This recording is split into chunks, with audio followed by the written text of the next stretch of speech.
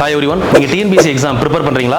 காலங்கள் மாறும்போது கல்வி முறை மாறலாம், அது மாதிரி படிக்கக்கூடிய மெத்தட் மாறலாம், இந்த மாதிரி நிறைய விஷயங்கள் மாறும். ஆனால் ஒரே ஒரு விஷயம் மட்டும் இன்னும் மாறாமல் இருக்கு. ஒரு காம்படிட்டிவ் எக்ஸாம் படிக்கிற ஸ்டூடெண்ட்டை டிஸ்கிரிமினேட் பண்ணுறதுக்காகவே சில பேர் இருப்பாங்க. அது எப்பயுமே இருக்கும். நமக்கு வந்து பார்த்தீங்கன்னா ஒரு ஸ்பார்க் வருது அப்படின்னா இந்த மாதிரி நம்மளை டிஸ்கிரிமினேட் பண்ணுறாங்கல்ல, அவங்க சொல்கிற விஷயம் தான் உங்களுக்கு ஸ்பார்க்காகவே இருக்கும். ஸோ அதை வச்சு நீங்கள் படிக்க ஆரம்பிக்கிறீங்க.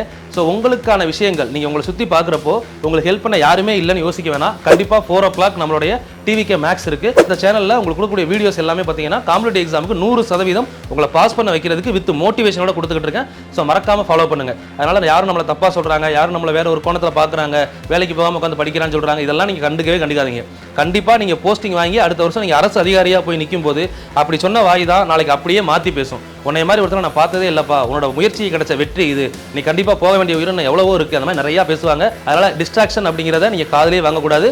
ஒன்லி உங்களுக்கு இருக்க வேண்டிய ஒரே விஷயம் கன்சிஸ்டன்சியை விடாமல் போங்க. கான்ஃபிடென்ட்டாக இருங்க, வெற்றி நிச்சயம்.